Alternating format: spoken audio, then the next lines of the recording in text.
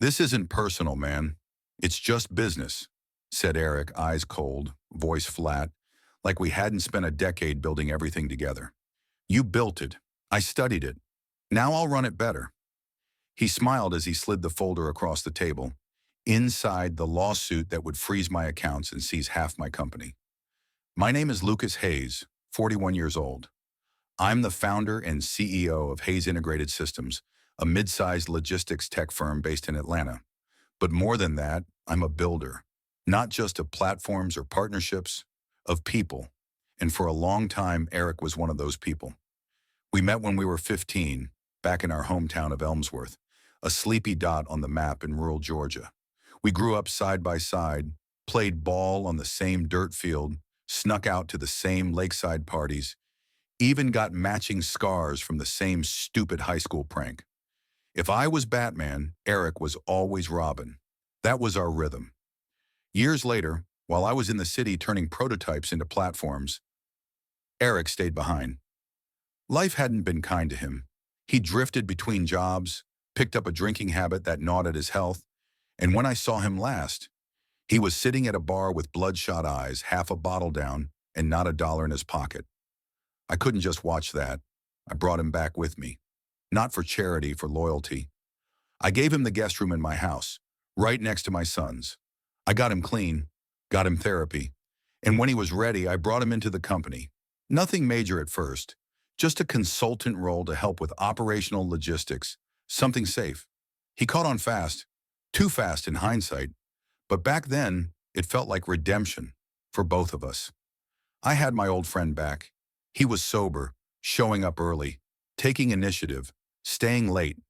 The team liked him. My assistant Jamie even joked once. He might be your long-lost twin the way you two sync. I believed it. I trusted him enough to let him sit in on board meetings. I even let him see our strategic growth models, proprietary stuff, things you don't show just anyone. Because in my head, we were still the kids from Elmsworth, just now in suits instead of sneakers. Turns out, I wasn't just building a company. I was training my Judas.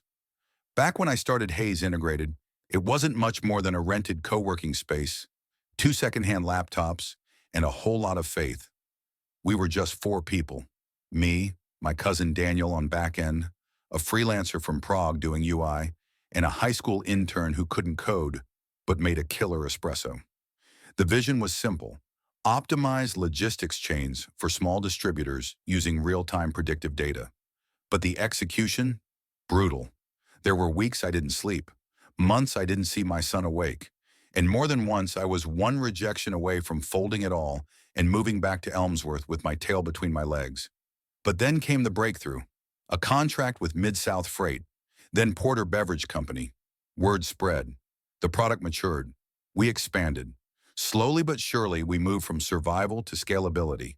We went from 2 clients to 10, from a closet-sized office to a 3,000 square foot loft. By year 5, I had 50 employees, a seat on 2 tech panels, and a regional award for innovation. Still, I kept the vibe personal, family style. We did company lunches on Fridays, birthdays with cake, bonus pools when milestones hit. Eric entered that picture around year 6, right as we started hitting 7 figures. He stepped into a structure that had been built with sweat, sacrifice, and relentless discipline. He didn't see the ramen nights, the maxed out credit cards, the partnerships I begged for with a handshake, and a pitch deck I'd rewritten 100 times. But I brought him in anyway, because I thought legacy mattered more than loyalty contracts. I thought friendship meant safety. What I didn't know is that while I was showing him the blueprint of my life's work, he was memorizing the floor plan. It started small. That's how betrayal always does.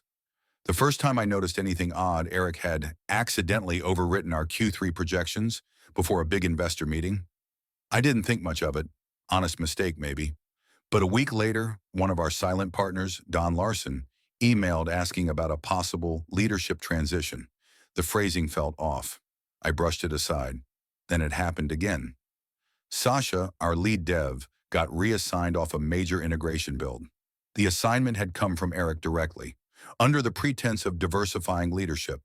He started pulling rank in small decisions, citing his deep involvement in strategy despite having no equity, no formal C-suite title. Just access.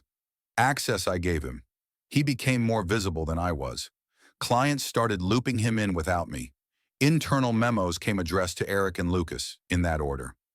One day I walked into a client lunch he'd scheduled under my name, without me, and the looks, the sideways glances. My assistant Jamie started triple-checking every meeting request. Even she said, "Lucas, I don't know what he's doing, but it feels like you're being boxed out." But I kept telling myself, he's my friend, my brother. This is just growing pains. Maybe I'm overthinking it. Then came the biggest red flag. Our server room had a spike in admin logins one weekend. No reason for it. No update, no maintenance ticket. I checked the access logs. Eric's ID 2:14 a.m. Saturday. I asked him about it. He said he'd been checking a backup protocol, smiled, shrugged, looked me dead in the eye. I wanted to believe him. But that's the thing about betrayal. It's only ever possible when you want to believe it's not. I didn't confront him. Not yet. There's a kind of clarity that only comes when your trust shatters quietly. No yelling, no drama, just silence. Heavy, final. That Monday morning I walked into the office early, earlier than anyone.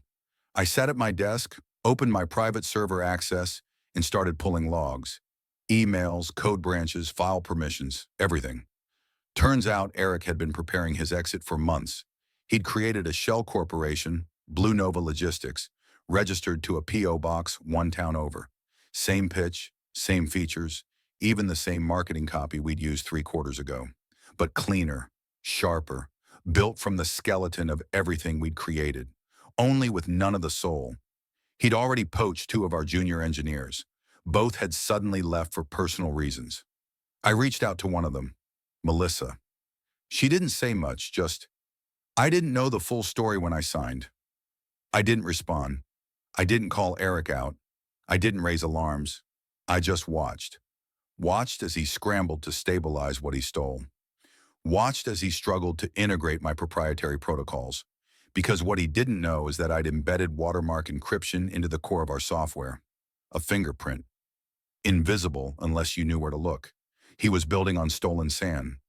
I made a quiet call to a contact at the IP Protection Bureau. Told them to monitor any new platforms mimicking Hayes Integrated's backend architecture. Sent over encrypted evidence. Then I waited, and I worked. Early mornings, late nights, redrafting our product roadmap, streamlining operations, quietly freezing Eric's access credentials, one by one under the radar. No noise, no warning. Because if he thought I'd go down swinging, he didn't know me at all. I don't swing wild, I aim. By Wednesday, the fallout was in full swing. Blue Nova went dark. Their servers were taken offline after the injunction hit. My lawyers moved fast. Faster than Eric could blink. The temporary restraining order was granted in under 48 hours. Every client they'd stolen was notified. Every investor, CC'd. And once the news got out, it was like blood in the water. Vendors pulled out. Engineers left mid-sprint.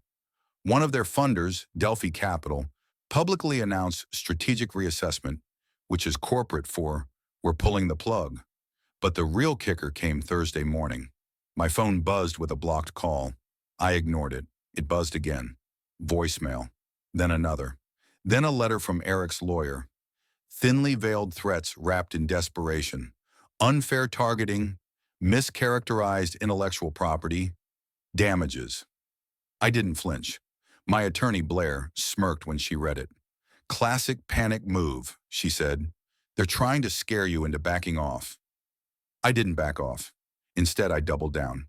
We filed for full asset freeze under the Economic Espionage Clause. Every line of code he copied was traceable. Every system he attempted to clone had one of my digital signatures embedded. My way of fingerprinting function logic. They never saw it coming. And the irony? He couldn't even prove it wasn't mine. His final attempt was almost laughable. He tried to get ahead of the story with a desperate LinkedIn post. Innovation sometimes requires bold moves. Comments, brutal. Industry peers dragged him. Former Blue Nova interns spilled stories. One ex-employee dropped screenshots of Eric bragging about how he'd reverse engineered my platform. He buried himself. Meanwhile, I was in a strategy meeting with Evan Doyle, laying the foundation for something 10 times bigger than what I'd left behind. Jamie looked over from her notes and said, "You know, he really thought you'd go down quietly." I smiled. He mistook silence for surrender. That was his first mistake. The email thread was buried deep, archived in a shared folder Eric never thought I'd check again. But I did. It was titled Transition Strategy Confidential, sent from Eric's Gmail to a private inbox linked to Daniel Marks, a name that made my stomach drop. Daniel had been one of our earliest angel investors, a man I trusted, a man who apparently had been funding Blue Nova from the shadows the entire time. The emails laid everything out. The sabotage wasn't impulsive. It was structured, planned, cold. They'd created a roadmap to dismantle Hayes Integrated from the inside out, starting with talent acquisition, then infrastructure replication, and finally, client diversion. Eric had detailed which clients were emotionally attached to me and how they'd need a more subtle hand to extract. His words, not mine. In one thread, he even mocked my dedication. "Lucas still thinks this is about loyalty. He's a relic. He built the engine. We're going to steal the car." And Daniel, he funded it all. Their plan was to tank my reputation, gut the company, and sweep in once the pieces hit the floor. Offered to buy me out at a fraction of the value. The betrayal wasn't just personal, it was surgical. I sat in my office, lights dimmed, rereading the words, and for the first time in months, I felt it. Not anger, validation. Everything I'd suspected, every subtle move, every midnight login, confirmed. I forwarded the chain to Blair. Her reply was short. "They're done." She attached the updated legal strategy. It wasn't just about injunctions now. It was about criminal liability, fraud, breach of fiduciary duty, corporate espionage. I also sent the files to Melissa and Jamie. Both had given so much to this company, and both had been used by Eric in his climb. They deserved to know. Jamie called me minutes later. Her voice cracked. "I didn't see it, Lucas. I vouched for him." "I know," I said. "So did I." That night, I poured myself 2 fingers of bourbon and sat alone on the balcony. Atlanta was quiet, still, and for the first time since this all began, I felt like I could breathe. Eric hadn't just underestimated me. He misunderstood the game. Because I don't just build systems, I build walls. And he ran headfirst into one I'd fortified the moment he mistook proximity for power. I didn't rebuild Hayes Integrated, I reimagined it. With the acquisition now official and my new division under Track One fully funded, I had something most founders never get, a second shot, not at survival, but at scale with intention. The first thing I did, tore up the old hierarchy. I sat with Melissa, Jamie, and 2 of our most underutilized engineers and said, "Forget titles. Let's build a system where ideas rise faster than egos." We called the new wing Horizon, a tech cell within Track One focused exclusively on ethical logistics, transparency-first platforms, audit-friendly architecture, predictive routing that didn't just cut costs, but carbon, and people noticed. Former clients reached out, some who'd left during the storm. They weren't just looking to come back, they wanted in. One of them, Karen Shaw from Eastline Freight, said, "Whatever you're building now feels real, bigger than business." She was right, because this time I wasn't building to prove anything. I was building to last. We instituted policies I never had time to consider before. Paid sabbaticals, mental health stipends, open architecture reviews. We even launched a mentorship program for junior developers from underfunded colleges. That was Jamie's idea. She said, if we had someone like this 10 years ago, maybe none of us would have ended up in someone else's shadow. We didn't chase growth. We attracted it. In 6 months, Horizon had landed 3 Fortune 500 accounts, led a joint initiative with the Department of Transportation, and was already nominated for a Sustainability Innovation Award. But that wasn't the victory. The victory came one night after a team dinner when Jamie raised her glass and said, "To Lucas, not for saving the company, but for giving us one worth saving." I didn't say anything, just nodded. Because the loudest kind of respect is the kind you never have to ask for. You earn it, one decision at a time. The email's subject line read, Strategic Integration Proposal, Executive Review Needed.